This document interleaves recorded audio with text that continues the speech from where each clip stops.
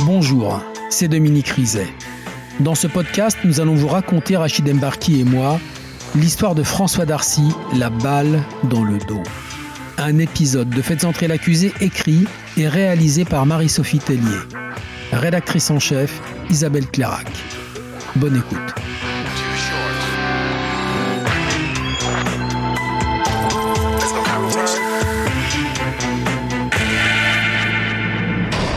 François Darcy, 1m99, 150 kg, une armoire à glace. En 2012, cet homme a été accusé d'avoir monté un traquenard des plus machiavéliques pour se débarrasser de sa femme. Un petit week-end sans les enfants, dans un hôtel sympa, dans la vallée de Chevreuse, très, très romantique. De nuit et en pleine forêt, le colosse se serait lui-même tiré une balle dans le dos pour simuler une agression et expliquer la mort de Sylvie. Les gendarmes pensaient avoir réuni toutes les preuves contre lui. Il porte des traces de poudre, Du plomb, du barium, de l'antimoine sur ses mains, sur son manteau. Il a été exposé à un ou des tirs d'armes à feu. Dans 99,99% des cas, c'est le conjoint qui tue.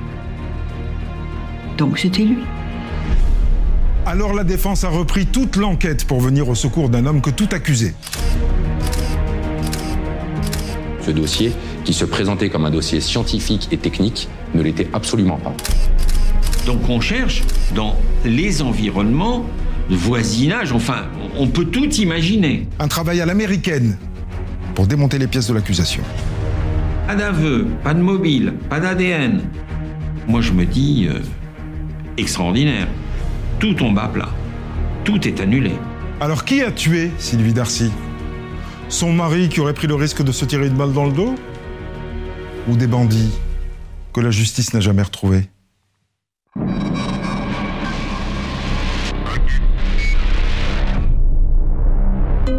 Adjudant Laurent Platz, brigade territoriale de Chevreuse. J'étais avec un de mes camarades qui commandait alors la brigade de Chevreuse, un capitaine. Et vers 23h, on a été appelé pour intervenir sur la commune de Saint-Lambert. C'est un homme qui a composé le 17 quelques minutes plus tôt et qui a expliqué qu'il venait de se faire agresser près de l'abbaye de Port-Royal. Il nous cite un homme blessé à l'épaule, une voiture en feu et une détonation.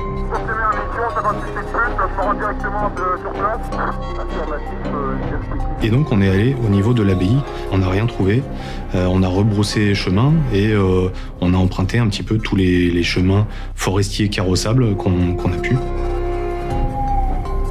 Et c'est seulement au bout d'une vingtaine de minutes qu'on est tombé sur un chemin de terre qui s'enfonce dans les bois.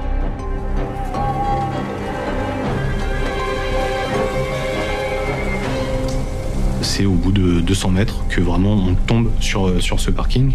Et là, on est tombé sur ce véhicule en flammes.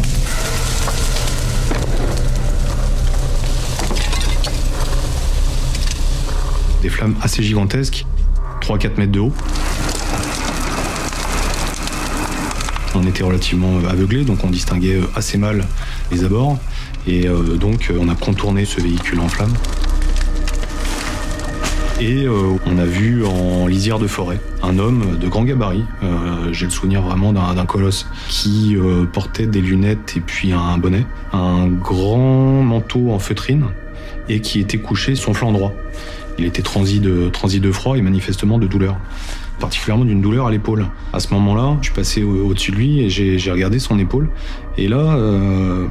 j'ai vu des gouttes de sang donc à l'arrière de son épaule gauche et sa feutrine noire qui était un petit peu déchirée.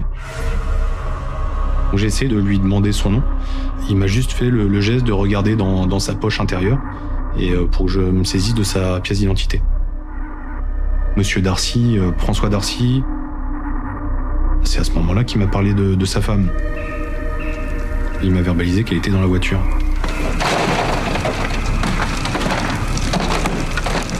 Le brasier était suffisamment intense pour pas qu'on puisse se rapprocher à moins de 2-3 mètres. Le capitaine, en regardant dans la voiture, a distingué un corps au niveau du siège passager. On ne distinguait plus la tête. C'était un tronc humain, un tronc et les cuisses. On voyait une masse carbonisée. Et donc à partir de là, on a compris qu'on était sur place pour de très longues heures.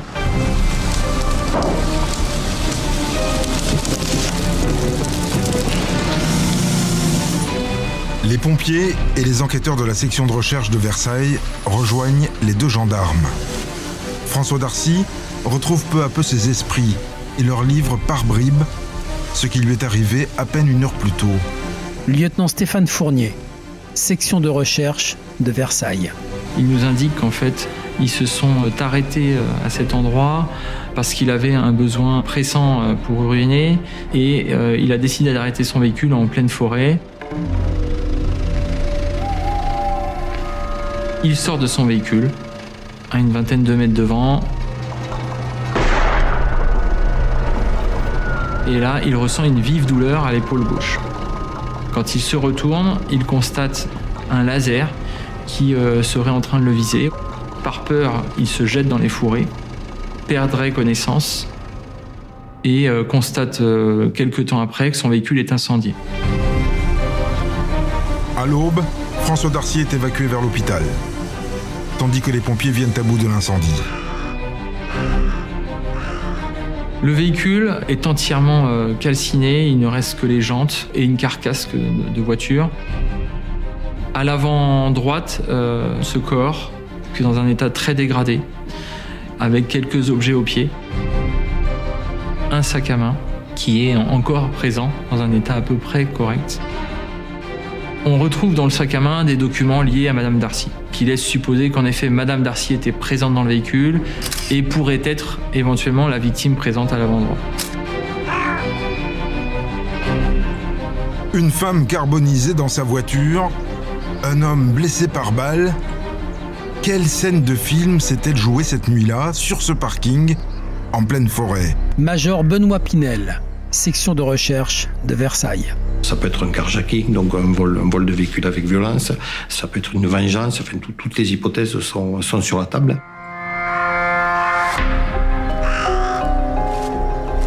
Nous mettons en place un ratissage.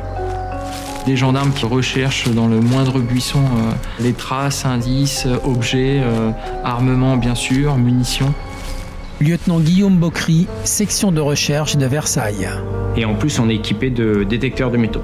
Et on est vraiment au touche-à-touche entre enquêteurs et on va avancer petit à petit pour ratisser l'ensemble du terrain. Un travail au peigne fin, dans l'une des plus grandes forêts de la région parisienne.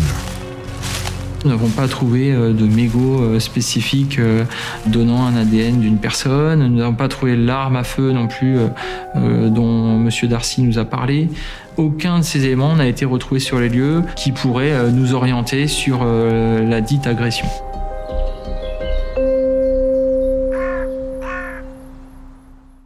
Dominique, que sait-on de ce François Darcy ? Il a 45 ans, il vit à Montigny-le-Bretonneux, c'est en région parisienne, il est informaticien. Sa femme Sylvie est cadre supérieur chez Orange et ils ont 2 enfants qui ont 8 ans et 5 ans. Il est donc conduit à l'hôpital pour être opéré, sous surveillance j'imagine. C'est un homme qui vient d'être victime d'un coup de feu, donc on va poster des gendarmes devant sa chambre d'hôpital et les chirurgiens vont extraire une balle qui est entrée au niveau de son épaule gauche. Regardez, ça c'est l'orifice d'entrée, un orifice d'1 centimètre. La balle a pénétré à 10 cm à l'intérieur des chairs, elle a brûlé les chairs, et elle s'est arrêtée ici, au niveau du muscle pectoral gauche, sans toucher d'organe vital. Sans surprise, l'ADN confirme que le corps dans la voiture est bien celui de son épouse, Sylvie Darcy. Que révèle l'autopsie ? Alors, c'est une autopsie délicate, parce que le corps est très abîmé, il ne mesure plus que 97 cm de longueur, il est en position de décubitus dorsal. En fait, ça veut simplement dire que Sylvie Darcy était assise place passager et qu'elle était le dos appuyé contre son siège. Le légiste observe qu'elle était déjà morte lorsque l'incendie de la voiture s'est déclaré Et il dit cela parce qu'elle n'a pas de traces de suie dans la trachée, elle ne respirait plus. Et alors, elle est morte de quoi ? Le crâne est complètement détruit et le légiste va émettre 2 hypothèses. La première, elle a reçu une balle dans la tête, ce qui aurait fait exploser son crâne. Mais on ne retrouve pas de projectile. La deuxième, le crâne se serait déformé post-mortem sous l'effet de la chaleur. Est-ce que le légiste trouve d'autres éléments ? Oui, en analysant les vêtements de Sylvie Darcy, les experts ont retrouvé de l'huile végétale sur son pantalon et sur un mi-bas qu'elle portait, en quantité assez importante, parce qu'il explique que quand il serre le mi-bas, de l'huile suinte encore. Et ça, c'est intéressant, parce que l'huile végétale, ça peut être un accélérateur de combustion. Et ça signe une intention homicide.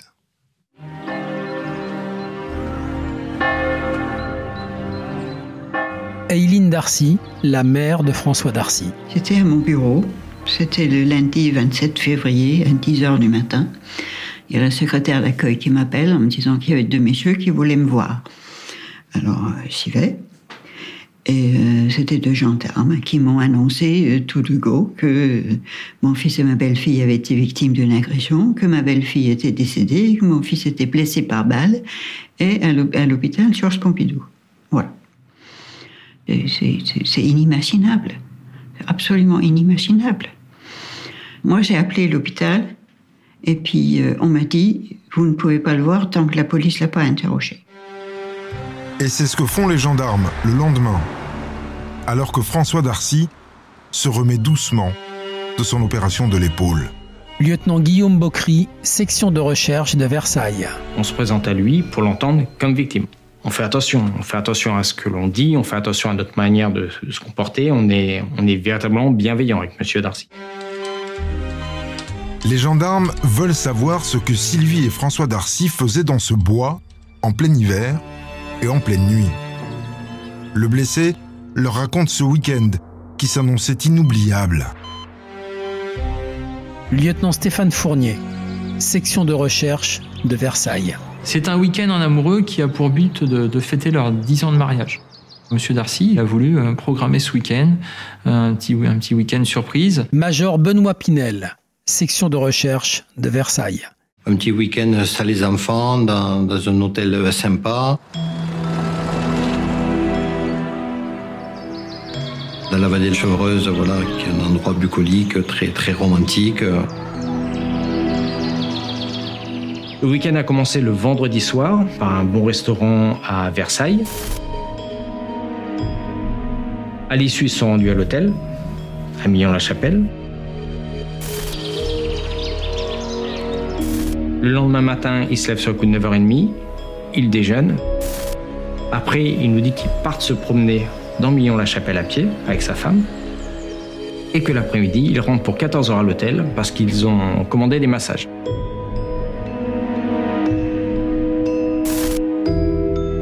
Ils reviennent vers 19h30, 20h en chambre.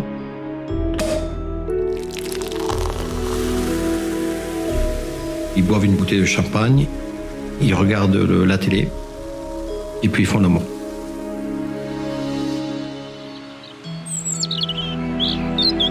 Le lendemain, Monsieur Darcy déjeune avec Madame Darcy et lui fait la surprise. Il s'absente brutalement du déjeuner et revient quelques instants plus tard avec un bouquet de fleurs.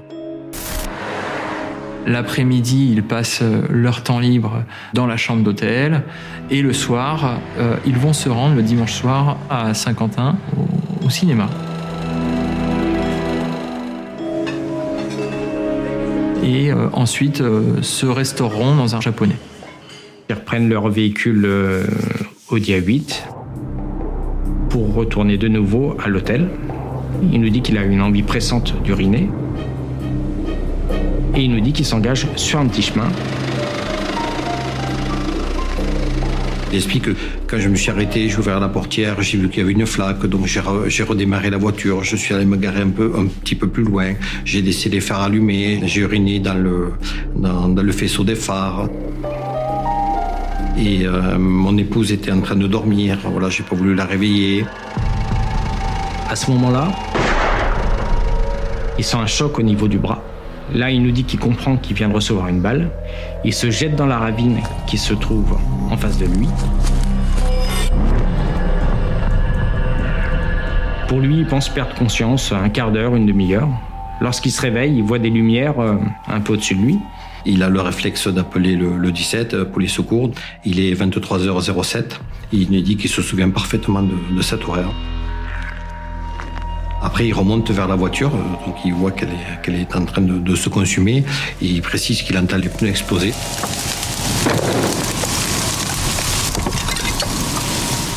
Il dira même que quand il s'est approché, il y a eu un coup de vent et il a cru voir la tête de Sylvie, son épouse, dans la voiture.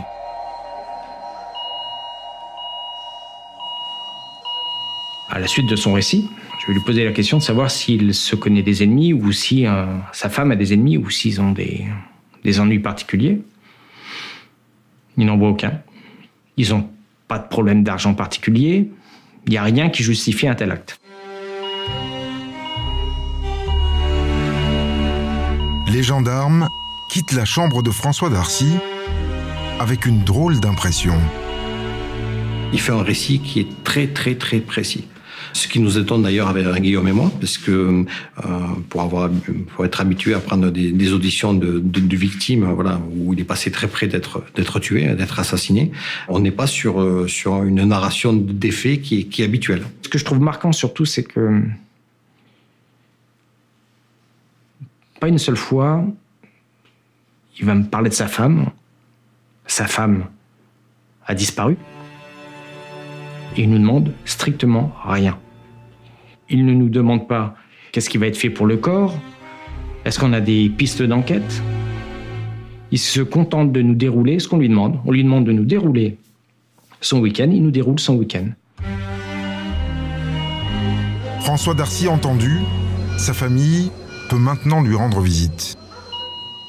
Aileen Darcy, la mère de François Darcy. Il pleurait tout le temps. Tout le temps. Il était complètement désemparé.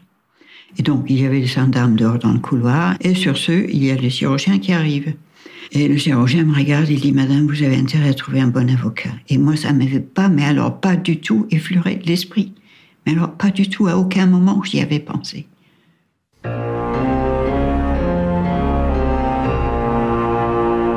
Dominique, les gendarmes n'ont pas de témoins, pas d'indices, on ne sait pas comment est morte Sylvie Darcy, mais ils ont un élément, la balle qui a touché François Darcy. La balle retrouvée dans son épaule, la voilà. Elle va être envoyée à un expert qui va devoir en déterminer les caractéristiques, c'est-à-dire faire sa fiche d'identité. Et voilà ce que va dire l'expert. C'est un projectile demi-chemisé à pointe molle, semi-blindé à tête plate et surtout, c'est une balle de calibre 222 Remington. Et quelle arme tire le 222 Remington ? Une carabine. L'expert va en lister 3 qui sont les plus couramment vendues en France. Une carabine suisse, du fabricant Manurin, une carabine américaine sur la base du fusil d'assaut AR-15 et une carabine tchèque qui s'appelle la CZ Brno. Et l'expert note sur cette balle que du côté droit, elle est marquée par 6 rayures fines. C'est important parce que si un jour on retrouve l'arme qui a tiré cette balle, on pourra faire des comparaisons et s'assurer que cette balle-là a bien été tirée par cette carabine. François Darcy parle d'un tir à 20 mètres. Est-ce que l'expert confirme la distance ? Absolument pas. Pourquoi ? Parce que s'il s'agissait d'un tir à 20 mètres, la balle aurait pris de la vitesse et elle se serait déformée à l'impact. Elle aurait cet aspect-là, elle aurait champignonné. Et une balle qui champignonne, au lieu de pénétrer comme ça, elle cogne et elle emporte la chair avec elle. Donc au lieu d'avoir un trou d'1 centimètre dans le dos avec une balle qui a pénétré à 10 cm dans les chairs, François Darcy il aurait un trou comme ça dans l'épaule. Donc la possibilité, selon l'expert, c'est que si la balle a fait aussi peu de dégâts, c'est peut-être parce qu'elle était intentionnellement sous-chargée en poudre. Si on met moins de poudre, elle va moins vite, elle tape moins fort, elle fait moins de dégâts. Ça veut dire qu'on a affaire soit à des pieds nickelés, soit à un tireur très très prudent. Voilà pourquoi les gendarmes vont devoir enquêter sur ce François Darcy. Lieutenant Stéphane Fournier, section de recherche de Versailles. Cette enquête nous pose question parce que monsieur et madame Darcy sont monsieur et madame tout le monde. Major Benoît Pinel, section de recherche de Versailles. Ils vivent à Montigny-le-Bretonneux, qui n'est pas une ville forcément très très riche. Voilà, c'est la famille moyenne qu'on trouve en Île-de-France. Monsieur Darcy travaille normalement, Madame Darcy pareil. Il n'y a pas d'amant reconnu côté Madame Darcy. Rien ne laissait supposer à une fin aussi tragique pour ce week-end d'anniversaire de mariage. L'idylle entre Sylvie et François Darcy remonte au début de l'année 2000. Maître Anaïs Renelier, avocate de la mère de Sylvie Darcy. Le couple s'est rencontré par Internet. Monsieur Darcy travaillait à l'époque en Polynésie en tant qu'informaticien et Madame Darcy était cadre dans une société en France. Madame Darcy avait 38 ans. Elle n'avait jusqu'alors pas eu d'union qui avait perduré et elle souhaitait véritablement rencontrer un homme pour fonder une famille. 2 ans environ après leur rencontre, ils se sont mariés. Aileen Darcy, la mère de François Darcy. Lui, il ne voulait pas une union libre, il voulait un mariage. Sylvie aussi. Et c'est une fille qui est très gaie, très extravertie, donc c'est une fille qui est très facile. De prime abord, elle est très agréable, elle est d'un bon commerce, comme on dirait. Dans l'année qui a suivi est né leur premier enfant, puis 4 ans après, leur deuxième enfant. C'est une maman qui se soucie beaucoup de leur bien-être et qui veut véritablement réussir leur éducation, être à leur côté et favoriser leur épanouissement. La relation apparaît un peu plus compliquée avec leur père, qui est beaucoup plus sévère, mais aussi qui s'occupe très peu des enfants et qui s'occupe aussi très peu du foyer de manière générale.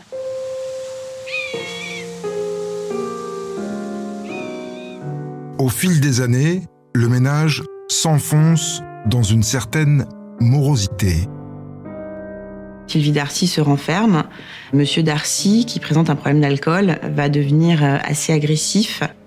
Quand ils rencontrent leur famille ou à l'occasion de dîners ou de fêtes familiales, chacun peut constater que Sylvie est relativement effacée, qu'elle ne s'oppose pas frontalement aux débordements de son mari, qu'elle va essayer de tempérer avec douceur ces débordements pour essayer de les contrôler, les calmer. Autoritaire, François Darcy aime aussi se faire remarquer par des signes extérieurs de richesse. Il souhaitait toujours avoir le matériel le plus performant, le dernier cri. C'est la raison pour laquelle il avait acquis une grosse voiture, qu'il avait un matériel informatique de pointe, le plus gros appareil photo possible. François Darcy dépense sans compter, surtout depuis qu'il s'est découvert une nouvelle passion. Monsieur Darcy est tireur sportif depuis quelques mois seulement, puisque depuis le mois d'avril 2011, il se passionne pour le tir. Il a acheté plusieurs armes, dont certaines armes qui valent assez cher. Et il est d'autant plus passionné qu'il fabrique lui-même ses cartouches.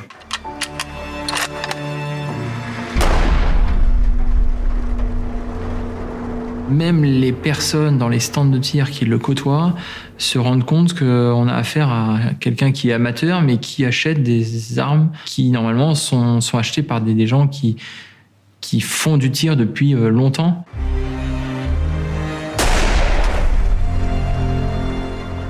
François, quand il fait quelque chose, il le fait à 100%. Ça ne peut pas dire à 150%. Mais c'était pour le plaisir de mettre dans le mille. Hein? C'est ça.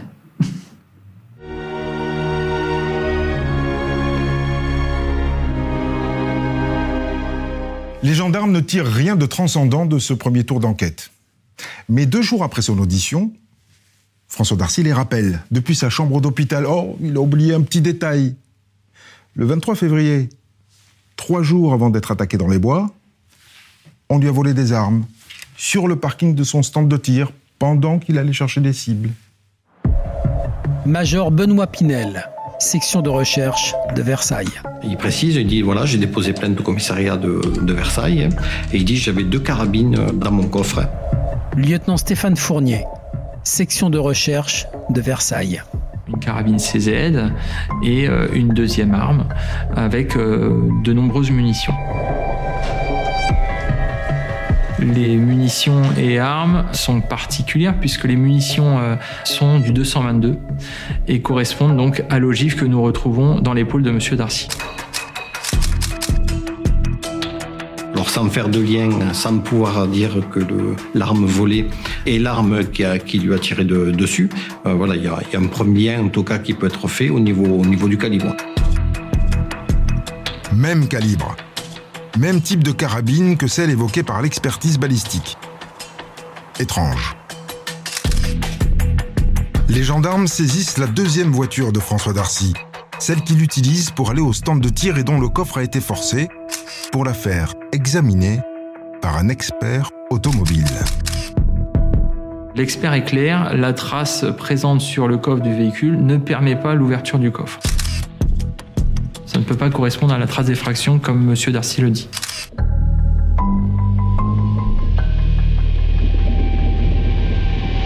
Ce qui nous pose problème, c'est pourquoi M. Darcy serait venu avec ses armes à feu et ses munitions sur ce stand en sachant qu'il n'allait rechercher que des cibles. Il revient et en à peine 5 minutes, on lui aurait tout volé dans un lieu où il faut savoir qu'il n'y a eu qu'un vol sur les 10 dernières années.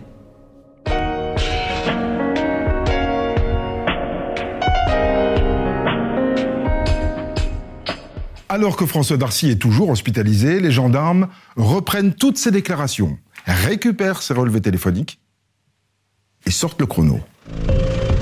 Lieutenant Stéphane Fournier, section de recherche de Versailles.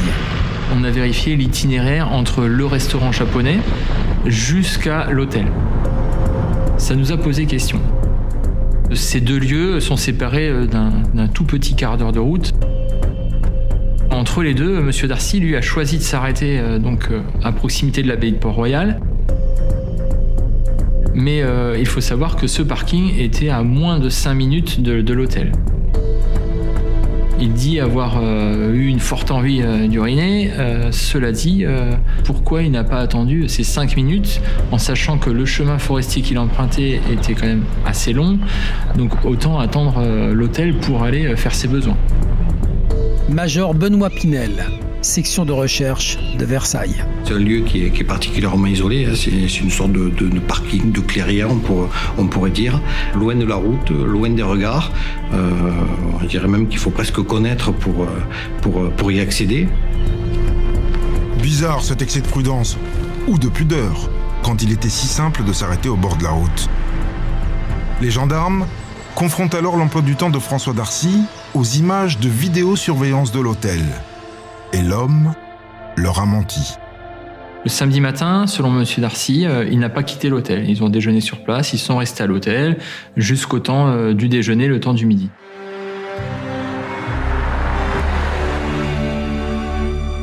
Mais lorsque nous visionnons les caméras de surveillance de l'hôtel, on peut remarquer que M. Darcy quitte l'hôtel à environ 10h30 à bord de son véhicule, son Audi A8. Et il ne revient qu'à 12h05 à l'hôtel en étant porteur d'un gros sac. Un sac que François Darcy n'avait pas quand il a quitté l'hôtel.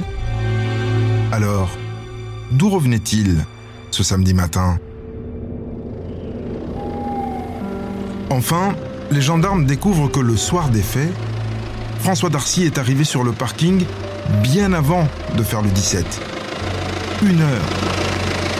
Le lieu donc, de l'abbaye de Port-Royal ressort comme activé sur le téléphone de M. Darcy à compter de environ 22h jusqu'à l'horaire où là, il déclenche de nouveau, suite à son appel, il déclenche de nouveau le relais à 23h06, démontrant qu'il était encore sur place. Un peu long pour un petit pipi.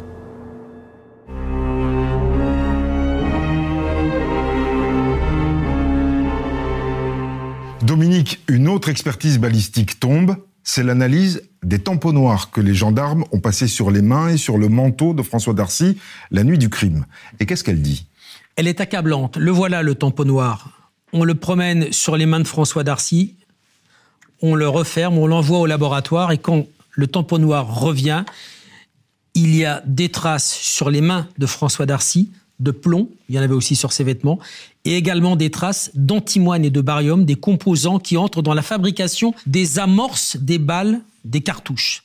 Donc, l'expert en conclut que François Darcy a été en contact avec des résidus de tir d'armes à feu. Et plus précis encore, l'expert dit il a été en contact avec ces résidus de tir moins de 4 heures avant que ne soient effectués les prélèvements, alors qu'il est à l'hôpital. Alors en clair, l'enquête avance, le tireur serait François Darcy lui-même. Les gendarmes pensent que François Darcy a lui-même fabriqué la balle, qu'il l'a sous-chargée en poudre pour qu'elle provoque des dégâts moins graves qu'une balle normalement chargée. Puis il y a autre chose. Les gendarmes vont faire analyser les gants en latex et les compresses qu'ils ont utilisés à l'hôpital au moment des prélèvements sur les mains de François Darcy. Et sur ces gants et sur ces compresses, il y a des traces d'huile végétale. La même huile que celle retrouvée sur les mi-bas et sur le pantalon de Sylvie Darcy ? L'expert dit qu'il y a dans cette huile les mêmes composants, mais il ne peut ni affirmer ni exclure que c'est la même huile. Bon, la conviction des enquêteurs est faite. François Darcy a tué sa femme avant de maquiller son crime en agression et de se faire passer pour une victime. Les gendarmes vont donc retourner le voir, mais pour une garde à vue en chambre d'hôpital.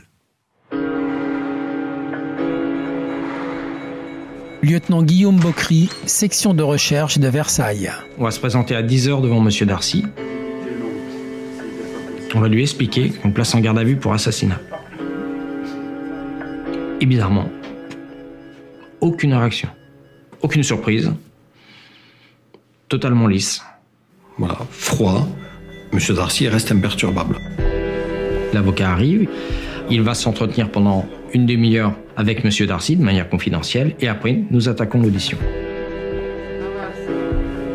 Comme la loi l'y autorise, l'avocat de François Darcy assiste à la garde à vue, au pied du lit. Maître Pierre Girard, avocat de François Darcy. Je n'interviens pas, je n'ai pas à intervenir. Je peux intervenir lorsque les enquêteurs me donnent la parole, soit pour poser des questions, pour formuler des observations. Donc dans un premier temps, je découvre, au même titre que François Darcy, les questions qui lui sont posées, ainsi que les éléments qui sont d'ores et déjà en possession des gendarmes. Mais les gendarmes avancent masqués. Ils veulent mettre François Darcy en confiance et n'abordent pas tout de suite les faits. Major Benoît Pinel, section de recherche de Versailles. On lui demande comment fonctionne son couple, quelles sont les relations au sein de sa belle famille. Donc tout un ensemble d'éléments qui nous apprennent à mieux connaître M. Darcy. On lui fait parler de ses hobbies, donc il revient sur la passion de ses armes. Et à aucun moment, on le sent décrocher de voilà. Et le contact ne se rompt pas. Par moments, il vient même pas au devant des questions, mais on sent presque un désir de parler. Ils l'amènent à se livrer. Ils ont toute une liste de questions sous les yeux. Ils échangent entre eux en se disant cette question on la pose pas, celle-ci on la posera plus tard. Ils rayent certaines questions, et ils s'écrivent sur des papiers et ils se les montrent. Bien entendu, on n'a accès à rien. Profitant de la confiance de François Darcy, les gendarmes avancent leur pion et l'emmènent petit à petit sur la nuit du drame. Mine de rien, pour le coincer. Est-ce que, par exemple, il avait un problème de prostate? Voilà, qui aurait pu expliquer qu'il soit obligé de s'arrêter immédiatement pour uriner. Donc la question est posée dans un flot de questions qui paraît anodine pour le mise en cause, mais qui pour nous est importante. Donc effectivement, M. Darcy nous dit non, je ne souffre pas de prostate. Donc c'est déjà un élément qui abonde dans notre sens. François Darcy n'a pas vu le piège. Il se méfie d'autant moins que les gendarmes continuent leur entreprise de séduction. Je lui demande régulièrement si ça va, s'il veut s'arrêter, s'il veut boire, voilà, s'il a besoin de soins, de quelque chose. Il voit que je prends en considération son état physique et qu'en même temps, je suis pas son ennemi. Une discussion tranquille donc, entre deux passages d'infirmières. À chaque fois qu'on est entrecoupé pour des soins, on sort tous de la chambre. Donc je me retrouve dans le couloir avec les gendarmes. Bien entendu, on discute, on se teste, on se jauge. Ils essayent de savoir si moi j'ai reçu des aveux. Moi j'essaye de savoir dans quelle mesure ils ont des éléments qui sont extrêmement à charge vis-à-vis de mon client. Et donc on est sur une dimension un petit peu de jeu d'échecs entre eux et moi. Mais la partie va peu à peu tourner à l'avantage des gendarmes. C'est le moment pour eux de s'attaquer au point le plus accablant du dossier. On sait que le samedi, ils vont tous les deux être massés. Qui dit massage, dit huile de massage. Ça aurait pu justifier qu'il ait l'huile sur les mains. Néanmoins, on va lui demander de nous dérouler sa journée du samedi précisément durant la garde à vue. Et là, il va nous expliquer qu'effectivement, il s'est fait masser, mais qu'après, il a pris une douche. Le lendemain, il s'est également lavé. Donc, il n'avait plus aucune raison d'avoir de l'huile sur ses mains. François Darcy est en train de se couler tout seul. Il est 19h. Cela fait 9 heures qu'il est en garde à vue dans sa chambre d'hôpital. Monsieur Darcy est un petit peu quand même chamboulé par son récit, donc on clôt l'audition. Je demande à l'avocat s'il souhaite poser des questions. L'avocat ne souhaite toujours pas poser des questions et nous informe qu'il va quitter l'hôpital.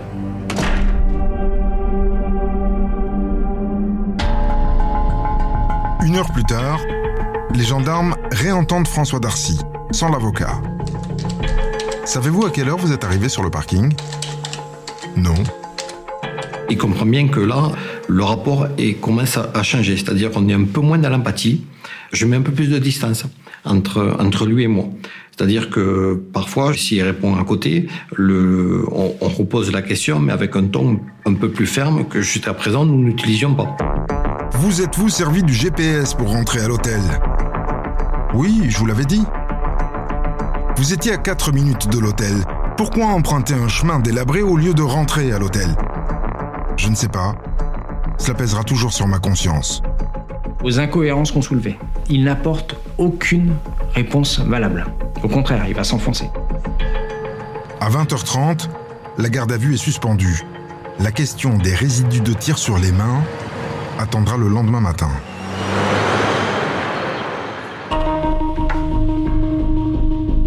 « 24 heures de garde à vue se sont passées, donc le même avocat est là, et on lui donne une copie de la 3e audition, là où il a été absent. » L'avocat de François Darcy comprend vite qu'il a loupé le meilleur moment. Je vérifie les PV, ils lui disent « vous nous avez menti sur ce point-là, là c'est faux, là c'est impossible, vous êtes rentré chez vous à telle date, on a la preuve que, etc. » François Darcy me crie son innocence lorsque je suis avec lui, et donc ma seule solution pour moi, c'est de lui dire « on ne dit plus un mot, on ne répond plus ». Quand ils reviennent, je vois M. Darcy physiquement changé. M. Darcy baisse la tête et spontanément, il nous déclare « je ne répondrai plus à aucune de vos questions ». On va lui dire bonjour, il ne répond pas. On lui pose une question, il ne répond pas, même en audition. Quand je lui dis, mais vous comprenez que vous êtes suspecté de l'assassinat de votre femme, dans des conditions particulièrement sordides quand même. Aucune réaction. C'est toujours, je ne réponds pas à vos questions.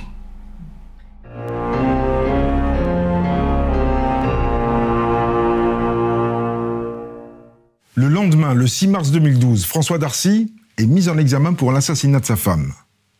Et c'est entre 2 gendarmes qu'il quitte l'hôpital pour la maison d'arrêt de Fresnes. Un choc pour la famille.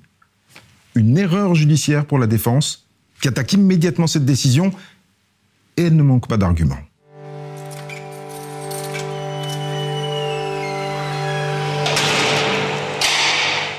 C'est une erreur.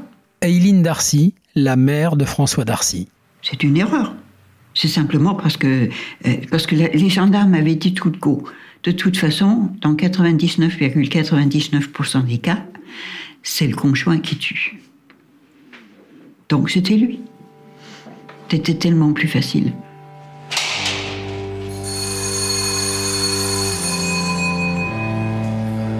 J'ai besoin de le voir. J'ai besoin de savoir qu'il va bien. Qu'il arrive à supporter. Qu'il s'en sort. Lui, il s'inquiète pour les enfants surtout. Savoir comment ils vont, qu'est-ce qu'ils disent, qu'est-ce qu'on leur a dit, voilà.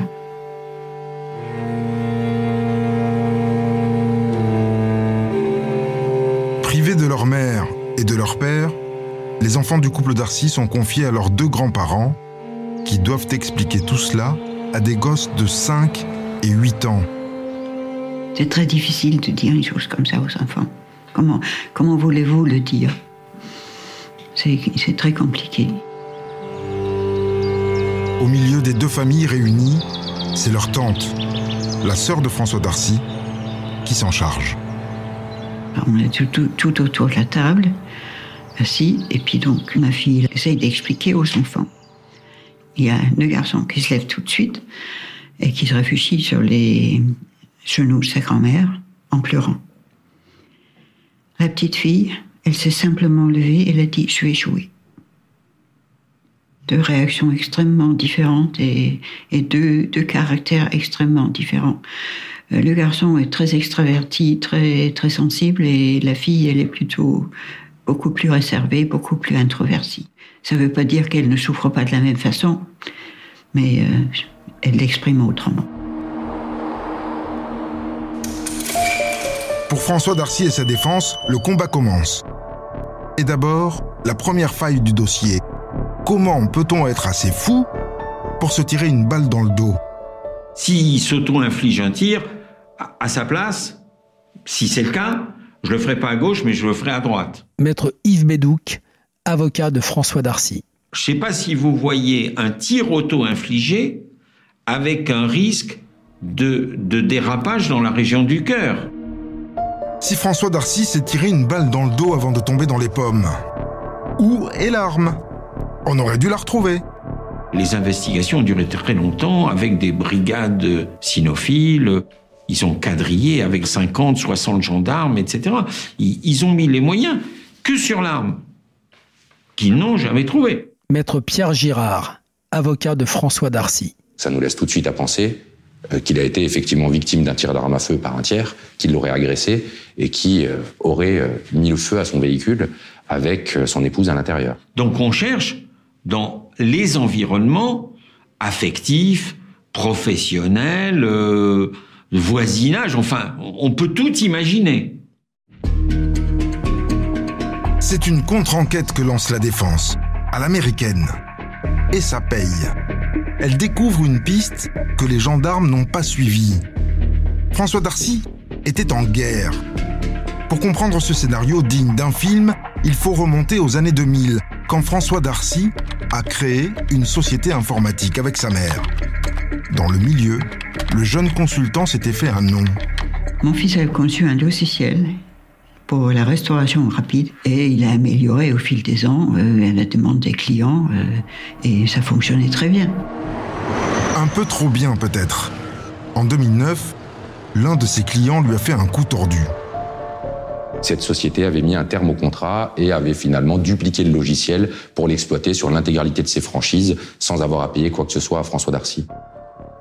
Lorsque François Darcy s'est aperçu de cette situation, il a enclenché une procédure judiciaire contre cette société. Ensuite, on fait une assignation au tribunal le 14 octobre.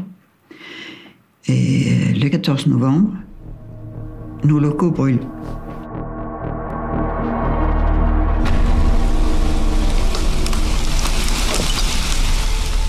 Un incendie criminel, au moment où François Darcy réclame plusieurs millions d'euros de dédommagement. Et 2 ans plus tard, alors que l'affaire est toujours en cours, Sylvie Darcy est assassinée. À qui profite le crime ? Qui profite le crime ? On s'interroge de savoir si certaines personnes de cette société qui se seraient accaparées le logiciel créé par François Darcy n'auraient pas eu intérêt à soit l'éliminer, soit le faire accuser de l'assassinat de son épouse. La défense tient un mobile et elle découvre bientôt un indice. Un fait troublant a eu lieu la nuit du drame. À quelques kilomètres de la scène de crime, une deuxième voiture a brûlé. On est dans un coin où on ne brûle pas des voitures. On est en vallée de Chevreuse. Et là, on en a une BMW, pas loin, 1 heure ou 1 heure un quart après les faits, semble-t-il. Est-ce que ce ne sont pas les personnes qui sont rendues responsables de cette agression, qui seraient parties avec ce véhicule, qui l'auraient incendié pour prendre un autre véhicule et s'enfuir ? On demande que des investigations soient réalisées à ce sujet-là et les services de gendarmerie répondent en disant « on a mené des investigations qui ne donnent rien ». Mais les avocats ne lâchent pas. Ils attaquent à boulet rouge l'élément le plus à charge, l'expertise sur les résidus de tir. Car il y a une brèche sur laquelle François Darcy les a orientés. Il me dit, maître, vous savez, le tir, les munitions, ça coûte cher, donc tous les gens qui pratiquent le tir sportif ramassent les douilles et les re-remplissent. Et il me dit, une fois que j'ai fini de tirer, je les mets dans la poche. S'il a les mains dans les poches, il peut avoir de la poudre d'il y a une semaine, 15 jours, 3 semaines, etc., etc. Donc, ça nous rend perplexes. On sollicite du juge d'instruction une contre-expertise. Le juge d'instruction nous la refuse à plusieurs reprises. Donc on continue et on revient à la charge, en non-stop. On voit que rien ne se passe. Donc on est totalement coincé dans ce dossier. Monsieur Darcy, il est maintenu en détention et il n'y a plus du tout de présomption d'innocence. On est sur une présomption de culpabilité sur la base d'éléments techniques qui l'accablent. Qu'à cela ne tienne, la défense va se débrouiller toute seule. Elle fait appel à un expert en balistique privé. On envoie les pièces de procédure et on lui dit, faites-nous votre expertise. Et il nous dit quelque chose qui est énorme, énorme. L'expert confirme l'hypothèse de la défense. François Darcy s'est contaminé les mains en touchant sa veste. Thierry Lezeau, spécialiste en criminalistique. Vraisemblablement, cette veste lui sert quand il va au tir. Donc, par définition, ses vêtements sont pleins de résidus de tir. C'est absolument pas anormal d'en trouver. Ces résidus de tir sont très volatiles. Vous vous trouvez à côté d'un tireur. Vous n'avez absolument pas touché à l'arme. Il tire à côté de vous, vous en aurez peut-être plus sur vous et sur vos mains et sur vos vêtements que le tireur lui-même. Pourquoi ? Déplacement d'air, en fonction de l'endroit où il a tiré, vous êtes en extérieur, un petit coup de vent, un déplacement du nuage de tir, mais il peut venir sur vous. Le premier expert avait même daté le tir. Il le situait 4 heures avant le prélèvement sur les mains de François Darcy. Je suis tombé de la chaise. Donc c'est clair que ça, vous ne trouverez au jour d'aujourd'hui toujours aucun expert, aucun écrit, aucune publication qui peut se permettre de mentionner ce genre de choses. On ne peut pas dater un tir à partir de la présence effective ou non de résidus. Moi je me dis, extraordinaire, tout tombe à plat, tout est annulé.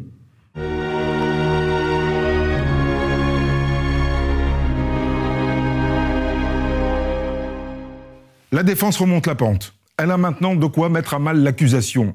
Une accusation qui repose sur une hypothèse, que François Darcy ait pu lui-même se tirer une balle dans le dos. C'est ce que le juge doit prouver. Et il a des billes. Les gendarmes ont découvert où François Darcy était allé ce samedi matin, la veille de l'assassinat de sa femme.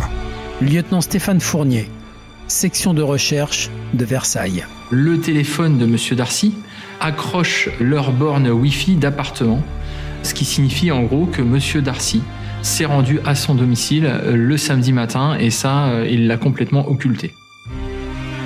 Milon-la-Chapelle, Montigny-le-Bretonneux, 9 km et demi, 14 minutes de route. Lieutenant Guillaume Bocry, section de recherche de Versailles. On ne sait pas ce qu'il a fait là-bas, à son domicile. Il nous en parle jamais, être allé à son domicile, ce qui... Je vois pas l'intérêt de le cacher. C'est quand même particulièrement bizarre. Pour découvrir ce que François Darcy a bien pu aller faire chez lui, les gendarmes perquisitionnent l'appartement du couple. Tout est sans dessus dessous. On a du mal même à marcher à même le sol, tellement il y a de choses au sol, de vêtements, d'objets divers et variés. On a l'impression que l'appartement a été entièrement saccagé, retourné. Le paysage typique d'un cambriolage. Mais les proches ont vite rassuré les gendarmes. Chez les Darcy, on a un sens très personnel du rangement. Et au milieu de ce bazar, des premiers indices. Dans une des pièces qui sert de bureau à M. Darcy, on découvre des objets relatifs à l'armement. Donc on a une balance, de quoi constituer soi-même ses munitions. De la poudre, des cartouches, une meuleuse et autre chose de curieux. Des éléments d'armes qui sont coupés, vraiment découpés, qui semblent être découpés à la meuleuse. Un bout de crosse, un bout de canon. Bizarrement, M. Darcy déclare ses armes volées le 23 février, Et là, on retrouve des morceaux d'armes découpés à son domicile qui pourraient éventuellement correspondre à ces armes. Et on pense qu'il aurait pu découper lui-même ses armes, modifier l'armement qu'il avait pour après commettre les faits gravissimes que l'on connaît. Le juge d'instruction demande donc de nouvelles expertises sur le bout de crosse, le morceau de canon et la disqueuse saisie chez François Darcy. Bernard Lucas, expert en balistique près la cour d'appel de Versailles. J'ai immédiatement vu que le morceau de crosse et le morceau de canon présentaient des stigmates, des traces, des signes qui indiquaient qu'on avait affaire à une arme bien particulière, une carabine de marque CZ, calibre 222, calibre qui correspond tout à fait avec le projectile découvert dans l'épaule de François Darcy. Les gendarmes avaient vu juste. Ces morceaux d'armes proviennent du même type de carabine que celle dont François Darcy a déclaré le vol. Lorsqu'il examine la crosse, l'expert note qu'elle a été découpée volontairement avec une disqueuse. Le morceau de bois placé au scellé présentait les traces du disque. Et ce sont des traces dans le bois extrêmement caractéristiques parce que le disque brûle le bois. On voit très bien les traces de stries. J'en ai donc déduit que très vraisemblablement, cette disqueuse avait pu servir pour couper et le canon et le bois. L'expert se penche ensuite sur les munitions retrouvées chez François Darcy et les compare à la balle extraite de son épaule. Toutes sont serties comme l'ont été la balle découverte dans l'épaule de François Darcy. La conclusion qui s'impose, c'est qu'il est possible, pour ne pas dire probable, que le projectile trouvé dans la blessure provienne d'une des cartouches trouvées chez François Darcy. Accablant. Mais il faut encore vérifier s'il est techniquement possible pour François Darcy de se tirer lui-même une balle dans le dos.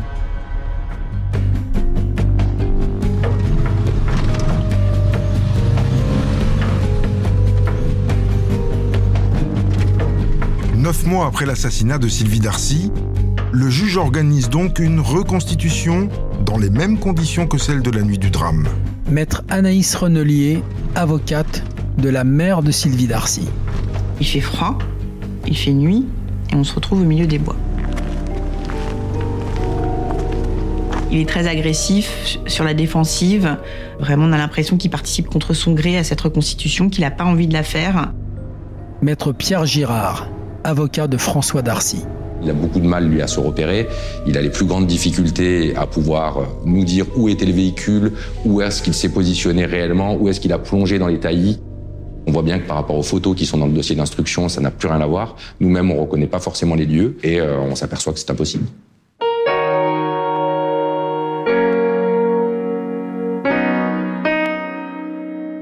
Le juge demande évidemment aux légistes et aux balisticiens d'assister à cette reconstitution. D'abord, est-ce que tous les deux sont d'accord sur la distance de tir ? Complètement d'accord. Tous les deux s'accordent pour dire que le tir a été effectué à une courte distance et non pas à 20 mètres, comme le dit François Darcy.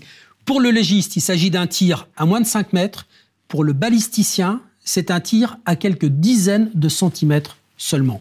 Maintenant, il faut vérifier que François Darcy ait pu lui-même se tirer une balle dans l'épaule. Est-ce que c'est possible ? Alors, le juge a fait reproduire la fameuse carabine CZ 527 dans toutes ses versions. C'est-à-dire, il a la version d'origine, une version sans la crosse, une version sans l'extrémité du canon. Et il va demander à un gendarme, parce que François Darcy refuse de refaire les gestes, d'essayer de se tirer une balle dans le dos avec cette carabine. Alors, le gendarme va passer sous l'épaule, au-dessus de l'épaule, avec la carabine dans sa longueur totale, avec la carabine sans la crosse, avec la carabine sans l'extrémité du canon, et sans la crosse et sans le canon. Conclusion, Rachid, dans la version longue de la carabine, il est impossible de se tirer une balle dans le dos. En revanche, selon le légiste, si on prend la carabine dans sa version courte, c'est-à-dire sans la crosse, sans l'extrémité du canon, et en passant sous l'épaule gauche, il est possible, selon lui, de se tirer une balle dans le dos. Le balisticien, il est beaucoup plus réservé. Il dit, compte tenu de l'aspect de la blessure, de la trajectoire de la balle, je suggère une contre-expertise. Et le juge retient quoi, finalement ? Le juge retient la version du légiste. Il est possible de se tirer une balle dans le dos avec la carabine dans sa version courte, c'est-à-dire sans la crosse et sans l'extrémité du canon, en passant sous l'épaule gauche. Possible, mais pourquoi ? Pourquoi François Darcy aurait-il monté ce stratagème ? Qu'est-ce qui aurait fait vriller à ce point cet homme ? Fils cadet d'un père et d'une mère, tous les deux comptables, François Darcy a grandi dans les Yvelines. Son enfance a été contrariée par une maladie de l'œil. Aileen Darcy, la mère de François Darcy. Il est comme moi. On a un œil, celui-là, qui sert à rien, c'est de la déco. On est amblyope, c'est-à-dire qu'on a un œil qui travaille pas beaucoup. Et en cours préparatoire, on lui a caché le bon œil.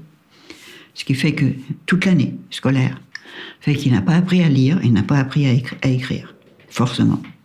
J'ai voulu lui faire redoubler et la maîtresse elle a dit non, il est intelligent, il va rattraper. Il n'a jamais rattrapé, ça se rattrape pas ça.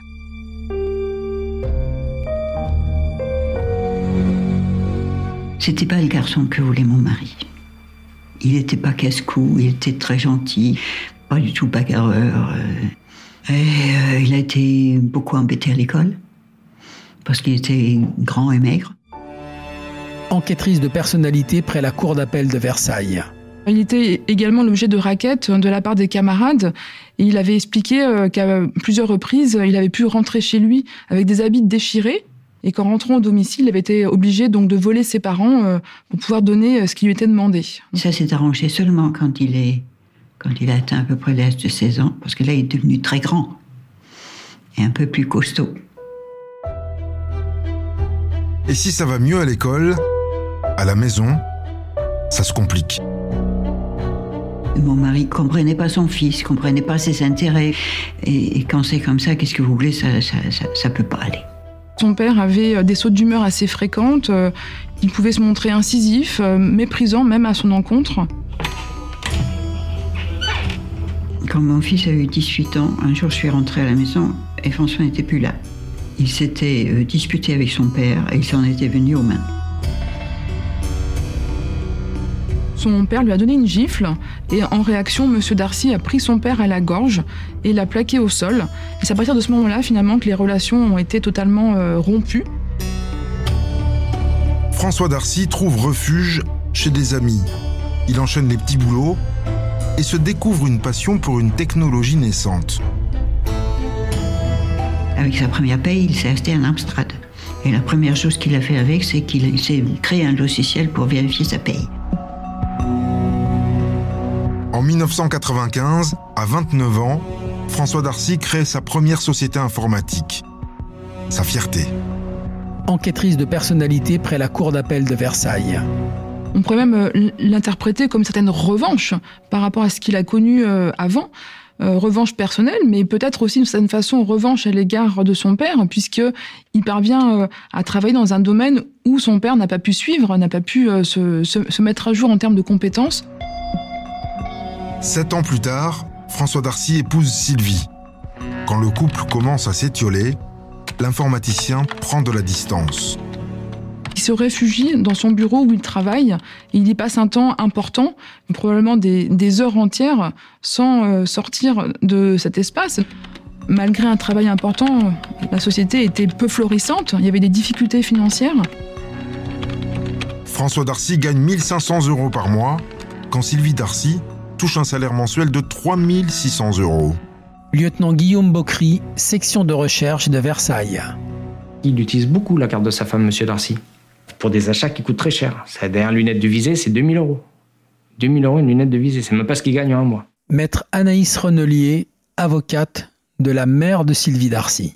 Elle en avait assez de toutes ces dépenses et justement de devoir serrer le budget sur d'autres postes, de devoir souscrire des emprunts pour faire face à ces dépenses. À l'automne 2011, quelques mois avant son assassinat, Sylvie se confie à ses amis. Lieutenant Stéphane Fournier, section de recherche de Versailles. Elle indique à des proches qu'elle ne finira pas ses jours avec lui. Elle dit clairement, en gros, qu'elle va se séparer. Et elle le mentionne d'ailleurs sur un carnet qu'on retrouvera, où elle parle de ce que lui fait subir son mari.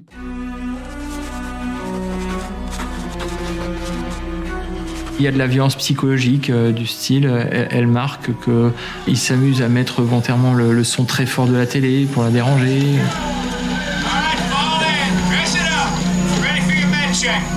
Et elle raconte des épisodes de colère de son époux qui parfois, quand il est contrarié, se met à tout casser dans l'appartement. Alors que les accès de colère de François Darcy se multiplient, l'endettement du couple s'aggrave. Ils ont une dette d'environ 80 000 euros au moment des faits. Et dans le même temps, à côté, on a la présence d'assurance vie. On est dans l'ordre des 450 000 euros. 450 000 euros d'assurance vie contractée par Sylvie Darcy, dont 200 000 au seul bénéfice de son mari. Le mobile de ce crime n'est que pécunier.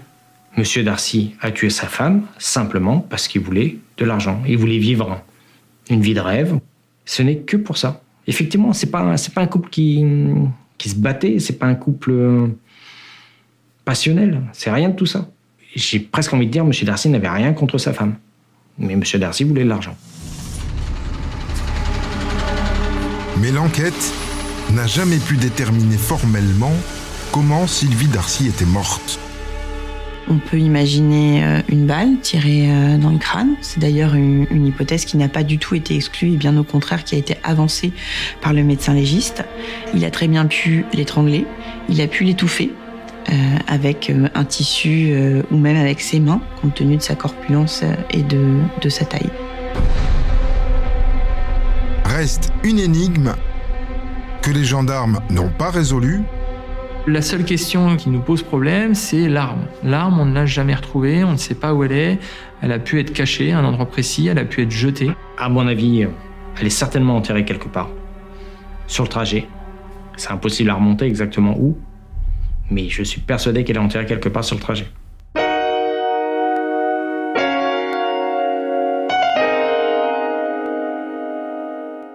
Au bout de 4 années d'enquête, François Darcy est renvoyé devant la cour d'assises de Versailles. Mais pour l'accusé, sa famille et sa défense, un seul verdict possible. L'acquittement.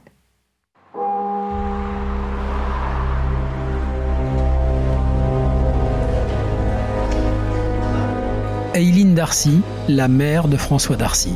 J'ai beau réfléchir en long, en large et en travers, j'arrive toujours au même résultat. C'est pas possible. C'est pas possible qu'il l'ait fait. C'est pas lui. Moi, j'ai jamais douté. Jamais.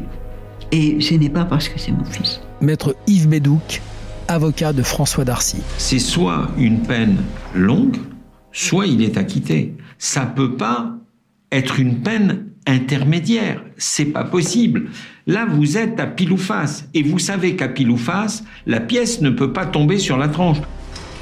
Julien Mucchielli, journaliste, auteur de 10 ans de mariage. Il boite, il a des problèmes de genoux, il a perdu 50 kilos en prison, il a l'air un peu perdu, fatigué, en fait il a l'air malade en fait, il est très blême, il a le teint cendré un petit peu, c'était assez impressionnant. Il était tétanisé. Tétanisé, complètement tétanisé. Et je ne peux pas dire que l'atmosphère était amicale. Il était totalement hostile. Dès le premier jour, les proches de Sylvie Darcy racontent l'homme arrogant, le mari humiliant.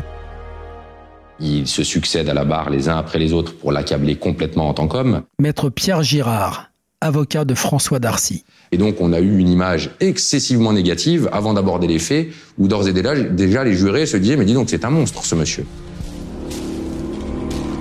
François Darcy continue à soutenir qu'il s'agit d'une agression. Malgré ses mensonges sur son emploi du temps, malgré le sertissage atypique de ses munitions, malgré les résidus de tir sur ses mains, malgré la disqueuse et les bouts de fusil retrouvés chez lui. Bernard Lucas, expert en balistique près la cour d'appel de Versailles. La présidente a demandé à François Darcy « Avez-vous, oui ou non, coupé votre carabine ?» François Darcy a répondu « Oui ». Ce « oui », prononcé du bout des lèvres, sonne comme un aveu. Dans la foulée, la présidente a demandé pourquoi, et là, il n'a plus répondu. Comme si François Darcy avait peur d'en dire trop. Il se défend très très mal, mais parce qu'on lui pose des questions très concrètes, et donc il devrait pouvoir essayer de fournir une réponse. Même s'il mentait, il aurait pu élaborer des réponses. Or là, il n'y a rien. C'est vraiment le vide total. Maître Anaïs Renelier, avocate de la mère de Sylvie Darcy. On lui explique aussi que ses enfants auraient peut-être besoin de réponses. Il se contente de dire qu'il est innocent, c'est pas lui, et que peut-être lui aussi il aimerait bien comprendre. Maître Pierre Girard, avocat de François Darcy. Mais il est vrai que c'est quelqu'un qui est plutôt taiseux, qui est très renfermé, qui est assez timide et qui peut donner une impression d'austérité. Maître Yves Bédouc, avocat de François Darcy. Donc, il faut qu'il y ait une forme de révolte, de rébellion, quasi d'outrance, en disant « mais non, c'est pas moi ». Bon, il faut être un peu plus loquace et puis à un moment, il faut fendre l'armure. Vous comprenez ce que je veux dire? Or là, vous n'avez pas encore fendu l'armure, ce qui donne, d'après les gens qui une forme d'image, mais qui n'est pas très sympathique. Voilà. Mais 8 jours de débat ne suffiront pas à faire vaciller François Darcy. L'avocate générale requiert 25 ans de réclusion criminelle. La défense plaide l'acquittement. Pas d'aveu, pas de mobile, pas d'ADN. Ça fait pas grand-chose. Le délibéré est pas très long. Il dure 3 heures. Objectivement, je le sens pas bien. Maître Bédouc, il dit c'est pas bon signe quand c'est si rapide. Maître Pierre Girard, avocat de François Darcy. On regarde des jurés qui vous regardent dans les yeux, en général, ils vous acquittent. Des jurés qui fuient votre regard, en général, ils vous condamnent lourdement. Et on voit qu'en effet, les jurés rentrent, ne regardent pas François Darcy, s'installent. Puis là, bon, coupable. Et 30 ans.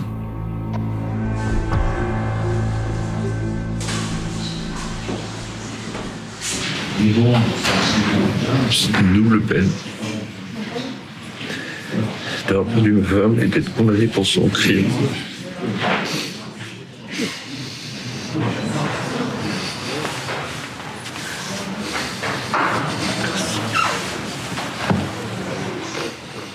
Comment voulez-vous que je le vive? Parce que moi, je vois 30 ans, 2012, 30 ans, ça fait 2042. En 2042, j'aurai 101 ans.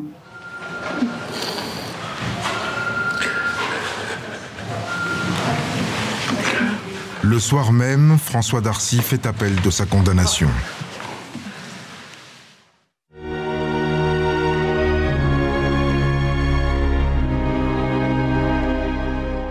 Deux ans plus tard, l'accusé est rejugé par la cour d'assises de Nanterre. C'est sa dernière chance d'être acquitté.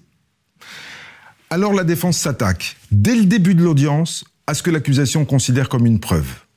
Le sertissage des balles. Le sertissage des balles. Une fermeture par serrage de la balle.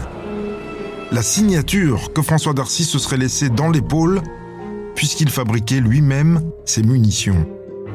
Julien Mucchielli, journaliste, auteur de 10 ans de mariage. Pierre Girard brandit une boîte de cartouches qu'il dit avoir acheté lui-même au nom de son cabinet, sans aucune preuve qu'il était un professionnel, voilà, comme ça, de manière libre.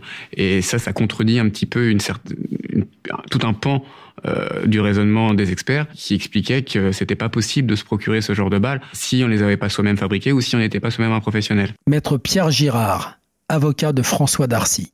On n'a eu aucune difficulté à acquérir ce type de munitions. Je les ai achetées auprès d'une armurerie. On a ouvert certaines de ces munitions. On s'est aperçu que c'était des munitions qui étaient serties de la même manière et qu'en réalité, tout ce qui nous était présenté comme étant artisanal était en fait des munitions qu'on pouvait acquérir dans le commerce sans aucune difficulté, sans permis, sans rien du tout, donc accessibles à tous. Si elles étaient accessibles à moi, elles étaient accessibles à n'importe qui. Pour appuyer sa démonstration, l'avocat demande en plein procès une analyse des cartouches. La présidente est horrifiée, elle dit non mais ça va pas, vous pouvez pas faire ça, parce que normalement on fait pas ce genre de choses dans une procédure, on communique les pièces avant de faire un coup de théâtre à l'audience. Maître Anaïs Renelier, avocate de la mère de Sylvie Darcy. J'ai vraiment l'impression qu'on perd notre temps et qu'on essaye d'instrumentaliser la cour en demandant des expertises qui auraient pu être demandées auparavant. Et c'est aussi, on le voit bien, une tentative désespérée de la dernière chance de tenter de démontrer l'innocence de M. Darcy. La présidente de la Cour n'y voit qu'un effet de manche et retoque cette requête de dernière minute. Maître Pierre Girard, avocat de François Darcy. Elle m'a dit que c'était une expertise que j'aurais dû demander dans le cadre de l'instruction, à raison. Mais l'instruction ayant été tellement à charge, il fallait bien qu'on trouve un moyen de pouvoir amener une forme d'éclair de lucidité dans les yeux des jurés et qu'ils se rendent compte que ce dossier, qui se présentait comme un dossier scientifique et technique, ne l'était absolument pas.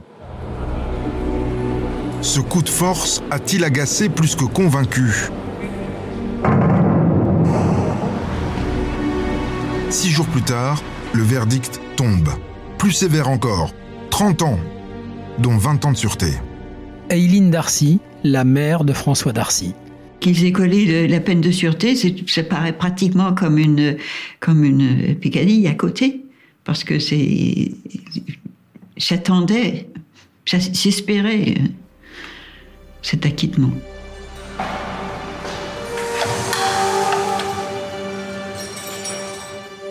L'avenir, il est, dans mon optimisme béate, il est formidable. Je vais réussir à tenir le coup jusqu'à ce que mon fils sorte de prison en bonne santé, qu'il puisse retrouver ses enfants un petit peu, et que les enfants puissent réussir leur vie d'adulte. Voilà.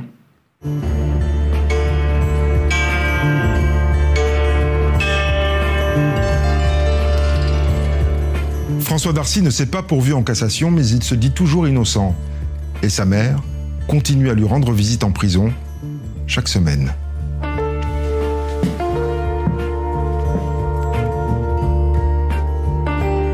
Vous venez d'écouter le podcast de Faites entrer l'accusé consacré à François Darcy, la balle dans le dos. Si vous avez aimé ce podcast, abonnez-vous sur votre plateforme d'écoute préférée pour ne manquer aucun épisode de votre podcast Faites entrer l'accusé.